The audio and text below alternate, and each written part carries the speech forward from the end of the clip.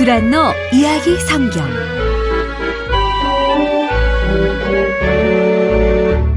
14. 리브가. 창세기 24장. 아브라함과 사라는 어느덧 나이가 아주 많은 할아버지 할머니가 되었어. 이삭도 벌써 40살이 다 되어가고 있었지. 그런데 그때까지 이삭은 결혼을 못하고 있었어. 그러던 어느 날 이삭의 어머니 사라가 죽었단다. 아브라함과 이삭은 사라를 무덤에 묻었어. 이제 남자 2명만 덩그러니 천막에 살게 되었지. 아브라함은 이삭이 지금 살고 있는 곳의 여자와 결혼하는 것을 싫어했단다. 자기들이 지금 살고 있는 땅, 그러니까 가나안에 사는 사람들은 하나님을 사랑하는 사람들이 아니었거든. 아브라함은 자기가 가장 믿는 하인을 불렀어. 엘리에셀이라는 이름의 하인이었단다. 아브라함이 엘리에셀에게 말했어. 엘리에셀, 나를 위해서 어려운 일을 해 주어야겠네. 나는 이삭이 이 나라 여자와 결혼하는 것이 싫어. 그래서 자네를 옛날에 내가 살던 나라에 보내려고 한다네. 그곳에는 우리 가족들이 아직도 살고 있지. 내 동생이 결혼해서 그곳에 살고 있다네. 자녀도 있고 손자, 손녀까지 얻었을 거야. 그 중에서 이삭을 위한 신부를 한번 찾아보게. 아브라함 주인님이 정말 어려운 일을 맡기셨어. 엘리에셀은 처음부터 걱정이 이만저만이 아니었단다. 그렇지만 주인인 아브라함의 말씀을 따라 길을 떠났단다. 엘리에셀은 낙타를 10마리나 끌고 갔어. 낙타를 그렇게 많이 끌고 간 이유가 뭘까? 나중에 신부를 태우고 올 낙타 1마리만 끌고 가도 충분하지 않을까? 아니야. 엘리에셀은 낙타를 10마리나 끌고 갔다니까. 무엇 때문에? 신부와 신부 가족에게 줄 선물을 잔뜩 가지고 갔거든. 그 선물을 다 싣다 보니 낙타가 10마리나 필요했어. 아브라함이 얼마나 큰 부자인지 알겠지? 엘리에셀은 여행을 하는 동안 낙타를 돌볼 하인도 서너 데리고 갔단다. 아브라함이 예전에 살던 나라까지 가려면 꽤 먼 거리를 여행해야 했지. 마침내 긴 여행을 마치고 아브라함의 고향에 도착했어. 엘리에셀은 앞으로 어떻게 할지 생각했단다. 이삭 도련님의 신부를 어떻게 찾지? 이곳에는 신부가 될 만한 아가씨들이 아주 많은 것 같은데. 그렇지. 이삭 도련님의 신부가 될 사람은 무엇보다 하나님을 사랑하는 사람이어야 해. 그런데 내가 그걸 어떻게 한눈에 척 알아낼 수 있을까? 그런 것은 하나님만이 분명하게 아시는데 하나님께서 나를 도와주시는 수밖에 없겠군. 그래서 엘리에셀은 기도를 했단다. 주님, 저를 도와주십시오. 제가 좋은 계획을 세웠습니다. 저는 이제 성 가까이 있는 우물에 가려고 합니다. 저녁이 되면 아가씨들이 항아리를 들고 그곳에 물을 기르러 옵니다. 제가 그 아가씨들에게 물 한 모금만 주시오라고 부탁을 하는 겁니다. 그때 저에게 여기요, 이 물을 마시세요. 그리고 저 낙타들에게도 제가 물을 주겠습니다. 하고 말하는 아가씨가 있으면 그 아가씨가 바로 주님이 이삭 도련님을 위해 찾아주신 신부인 줄 알겠습니다. 엘리에셀이 정말 좋은 계획을 세웠지? 엘리에셀은 주인 아브라함과 함께 있으면서 하나님을 확실히 믿으면 모든 일이 잘 된다는 것을 배웠어.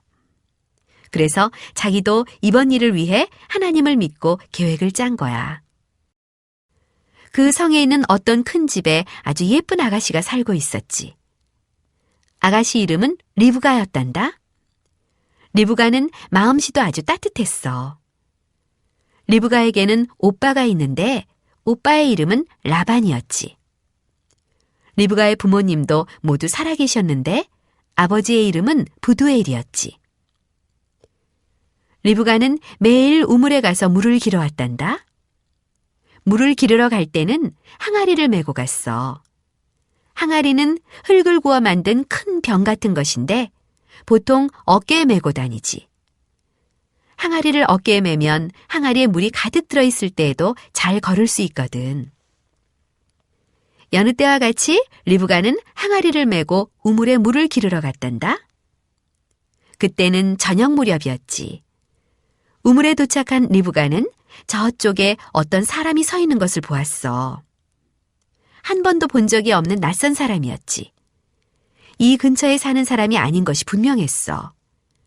곁에 낙타가 10마리나 있는 것을 보니 굉장한 부자인 것 같아. 그 사람은 리브가를 가만히 쳐다보다가 이내 아무 말도 하지 않고 그냥 서 있었어. 리브가는 항아리에 물을 가득 담고 집으로 돌아가려고 했단다. 그 낯선 사람은 그제야 이렇게 말을 거는 거야. 아가씨, 항아리에 있는 물을 좀 마실 수 있을까요? 그럼요. 리브가는 대답을 하고 어깨에 메고 있던 물이 가득 담긴 항아리를 얼른 내려놓았단다. 여기요, 이 물을 마시세요. 그리고 낙타들에게도 물을 주겠어요. 우물 옆에는 동물들이 물을 마시는 물통이 있단다. 리브가는 몇 번이나 물을 길어와서 물통에 부었어. 낙타들이 물을 충분히 마실 수 있도록 말이야. 그 사이 그 낯선 사람은 리브가를 조용히 보고 있었지. 리브가가 낙타들에게 물을 다 주고 나자 그 낯선 사람은 자기 낙타 쪽으로 걸어가더니 자루를 하나 내렸어. 그 사람이 자루를 열고 무엇을 꺼냈을까? 글쎄, 금으로 만든 팔찌 2개와 예쁜 금반지를 꺼내는 거야. 받으세요. 낯선 사람이 말했어. 아가씨에게 주는 선물입니다. 리브가는 깜짝 놀랐단다. 이렇게 예쁜 팔찌를 진짜로 자기에게 준다고? 그럼 정말인 것 같아. 그 낯선 사람은 리브가의 팔에 팔찌를 끼워주었어. 이 낯선 사람은 도대체 누구일까? 그래, 바로 아브라함의 하인인 엘리에셀이었어. 엘리에셀이 리브가에게 말했어. 아가씨 이름이 뭐지요? 혹시 오늘 밤 아가씨 아버지의 집에서 잘 수 있을까요? 나뿐만 아니라 내 하인들과 낙타들도 함께 쉴 수 있을까요? 리브가가 말했어. 저는 리브가라고 해요. 저의 아버지는 부두엘이에요. 저희는 아주 큰 집에 살아요. 오늘 밤 저희 집에서 주무셔도 됩니다. 저희 집 마구간에는 낙타들이 잘 자리도 충분해요. 아마 저희 아버지께서도 아주 좋아하실 거예요. 엘리에셀은 바닥에 무릎을 꿇고 하나님께 감사했단다. 하나님께서 도와주신 것이 정말 감사했거든. 우물에서 물을 달라고 처음으로 부탁한 그 아가씨가 바로 하나님께서 이삭을 위해 미리 준비해 두신 아가씨였어. 만약 그 아가씨만 좋다고 한다면 엘리에셀의 일은 완전히 마무리되는 거지. 그 사이 리브가는 한달음에 집으로 달려갔어. 그 낯선 사람에게 자기 집이 어디 있는지 말하는 것도 잊고 말이야. 얼른 가서 아버지 어머니께 자기의 예쁜 팔찌를 보여주고 싶었어. 리브가의 오빠 라반이 리브가의 팔찌를 보았단다. 그 팔찌는 어디서 난 거니? 라반이 물었지. 라반이 보기에도 그 팔찌는 아주 비싼 물건이었거든. 우물에 있던 어떤 사람이 줬어. 리브가가 대답했지. 그 사람은 낙타를 10마리나 가지고 있어. 그리고 하인도 3~4명이나 데리고 왔어. 오늘 밤 우리 집에서 주무시겠대. 그 말을 듣고 라반은 이렇게 생각했어. 그 사람은 아주 부자인가 봐. 어쩌면 나한테도 비싼 선물을 줄지 몰라.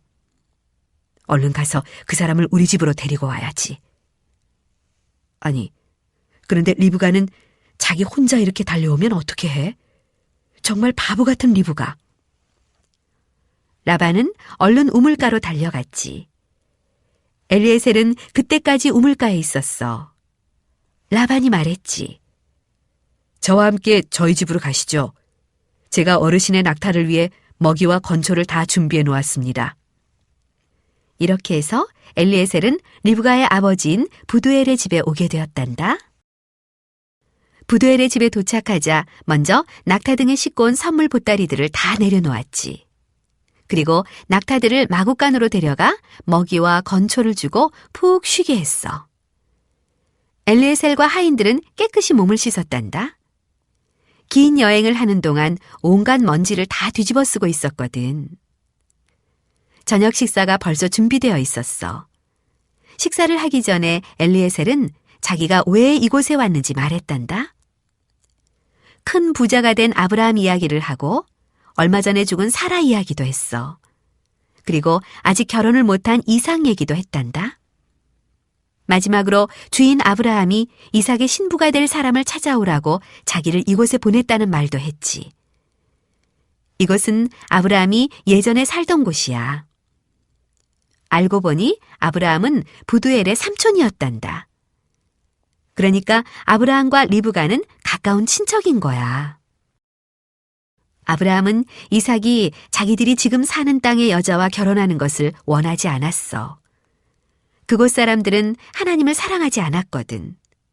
그래서 엘리에셀을 이곳으로 보냈단다. 엘리에셀이 말했지. 하나님께 이삭 도련님의 신부가 될 좋은 아가씨를 찾게 해달라고 기도했습니다. 하나님께서는 리브가 아가씨가 바로 이삭 도련님의 신부가 될 사람이라고 말씀해 주셨지요. 리브가 아가씨를 모셔가도 되겠습니까? 아버지 부두엘이 말했지. 만약 그 일이 하나님께서 원하시는 일이라면 리브가와 이삭의 결혼을 허락합니다. 우리 딸 리브가가 당신을 따라 가나안으로 가도 좋습니다. 엘리에셀은 낙타 등에 싣고 온 선물 보따리들을 전부 풀어놓았단다. 그 속에는 리브가를 위한 예쁜 보석들이 많이 있었지. 멋진 옷을 만들 수 있는 예쁜 천도 있었어. 리브가의 어머니는 금으로 된 팔찌를 얻었단다. 라반도 멋있는 선물을 받았지. 다음 날 아침 엘리에셀은 당장 가나안으로 돌아가고 싶었어. 한시라도 빨리 주인 아브라함에게 돌아가고 싶었지. 하지만 리브가의 아버지와 어머니는 리브가를 그렇게 빨리 보내고 싶지 않았어. 리브가를 이렇게 먼 곳으로 시집을 보내고 나면 어쩌면 앞으로 영영 리브가를 못 볼지도 모르니까 말이야. 그래서 단 며칠만이라도 리브가를 더 데리고 있고 싶어 했단다. 하지만 리브가는 당장이라도 떠나고 싶어 했어. 이삭이 어떻게 생겼는지 굉장히 궁금했거든. 리브가는 자기 짐을 꾸리고 부모님과 오빠 라반에게 작별 인사를 했어. 그리고 낙타 위에 올라타고서 엘리에셀과 함께 가나안으로 갔단다. 그동안 아브라함과 이삭은 집에서 엘리에셀을 기다리고 있었지. 엘리에셀이 돌아오려면 얼마나 더 기다려야 할까? 엘리에셀은 과연 이삭을 위한 신부를 데리고 올까? 이삭은 매일 저녁 산책을 했단다. 혼자서 풀밭을 지나고 작은 나무들 사이를 지나고 언덕을 넘어 산책하는 것을 좋아했지. 이렇게 걷다 보면 많은 생각을 할 수 있거든. 이삭은 어머니 사라에 대한 생각을 많이 했지. 돌아가신 어머니를 아직도 많이 그리워하고 있었단다. 엘리에셀에 대한 생각도 했어. 엘리에셀이 아름다운 아가씨를 데리고 올까? 어느 날 저녁 이삭이 언덕 위에 서 있는데 멀리서 낙타들이 이쪽으로 오는 것이 보였어. 엘리에셀이 오는 것일까? 이삭은 그쪽을 향해 재빨리 걸어갔단다. 리브가는 낙타 위에 앉아 있었지. 엘리에셀이 잠시 후 집에 도착할 거라고 리브가에게 말해주었단다. 긴 여행 때문에 리브가도 지쳐 있었어. 하지만 궁금한 것도 많았단다. 이삭은 어떻게 생겼을까? 이삭이 자기를 좋아할까? 그때였어. 저쪽에서 어떤 사람이 언덕을 내려오는 것이 보였어. 정말 멋있게 생긴 사람이었어. 누굴까? 리브가는 엘리에셀에게 물어보았지. 저분이 이삭 도련님입니다. 엘리에셀이 대답했단다. 리브가는 낙타에서 내렸어. 그리고 이삭에게 걸어갔지. 이삭도 리브가 쪽으로 걸어왔지. 두 사람은 얼굴을 보는 첫 순간부터 서로 아주 마음에 들었단다. 정말 잘 됐지? 이삭은 리브가를 데리고 아브라함이 있는 천막으로 갔어. 그리고 리브가에게 모든 것들을 보여주었지. 얼마 후 두 사람은 결혼식을 올렸단다. 두 사람은 서로 진심으로 사랑하며 아주 행복하게 살았어.